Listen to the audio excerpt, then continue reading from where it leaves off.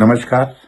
हिमाचल प्रदेश में पिछले कुछ अरसे से जो घटनाओं का क्रम घटित हो रहा है, उससे आम आदमी सोचने पर विवश हो गया है कि आखिर ये हिमाचल प्रदेश जा कहां रहा है। अभी हाल ही में जो कानून व्यवस्था की दृष्टि से अगर हम बात कहें, विमल नेगी जी की जो मृत्यु हुई है, उस पर बहुत सारे प्रश्न खड़े हुए हैं। बार बार परिवार के लोग, हम सब लोग, पूरा प्रदेश सीबीआई की मांग कर रहा था जांच के लिए, लेकिन सीबीआई की जांच नहीं मिली। सरकार की ओर से अंततः गत्वा परिवार ने न्याय की गुहार हाईकोर्ट में की और हाईकोर्ट ने अब सीबीआई की जांच की है, जांच प्रगति पर है। इस पर ज्यादा मैं बोलूंगा नहीं, लेकिन आज मैं विशेष तौर से एक बात जरूर कहना चाहता हूं। ये भ्रष्टाचार के स्मारक हिमाचल प्रदेश में कहां कहां खड़े हो रहे हैं। पेखूवाला, जिस प्रोजेक्ट को लेकर के मुख्यमंत्री ने विधानसभा के अंदर बार बार कहा कि हमने 1 साल के भी कम समय में जो है बिजली पैदा करके जो है वो 32 मेगावाट बिजली जनरेट करके वहां पर 25 करोड़ रुपए रेवेन्यू आएगा।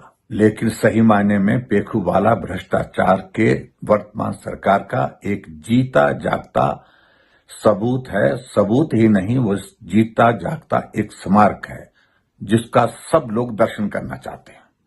अभी एक घटना और हुई कि कालाअंब के नजदीक एक अवैध तरीके से एक शराब की फैक्ट्री चल रही है और लगभग पिछले 2 वर्षों से चल रही है।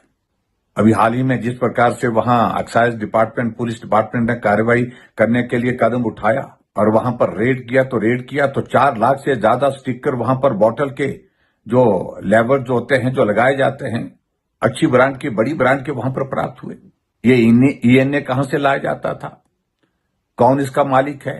कौन है ये त्रिलोक सन्स ब्रियूरी के मालिक? और सीधी सी बात मैं कह रहा हूं कि कार्रवाई में क्या एफआईआर दर्ज हुई है? नहीं हुई है। इसलिए नहीं हुई है कि मुख्यमंत्री के कार्यालय से संदेश गया कि कोई कार्रवाई नहीं करनी है। कार्रवाई इसलिए नहीं करनी है कि तार जुड़े हुए हैं। कौन है?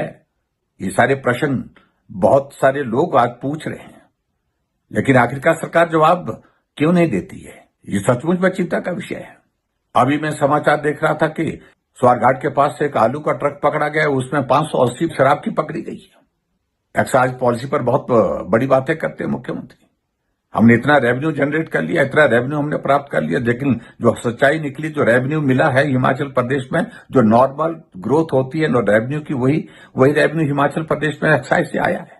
आज हिमाचल प्रदेश में कोई भी शराब के ठेके लेने के लिए आगे नहीं आ रहा है। और क्यों नहीं आ रहा है? क्यों? बहुत सारे जो ठेके हिमाचल प्रदेश में जहां पर बोली ही नहीं हो पाई है। आज ऐसी स्थिति बन गई हिमाचल प्रदेश में कि शराब बेचने के लिए सिविल सप्लाई कॉर्पोरेशन को लगा दिया गया, म्युनिसिपल कॉर्पोरेशन को लगा दिया, म्युनिसिपल कॉर्पोरेशन के कर्मचारियों को लगा दिया गया, मल्टीटास्क वर्कर्स को लगा दिया गया।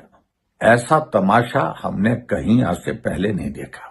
और सबसे बड़ी बात तो मैं यही कहूंगा कि ये लूटने का सिलसिला हिमाचल प्रदेश को जिस तरह से चला है, नेता अलग से लूट रहे हैं। कांग्रेस में जो नेता हैं कि अगली बार आना नहीं है, जो लूट सकते हैं लूटने का प्रयत्न किया जा रहा है। और सचमुच में मैं कहता हूं कि हिमाचल जिस तरह से तबाह किया है, जिस तरह से लूटने का हिमाचल प्रदेश में वर्तमान कांग्रेस की सरकार जो खुलेआम काम कर रही है, ये पूरे हिमाचल प्रदेश के लिए चिंता का विषय है।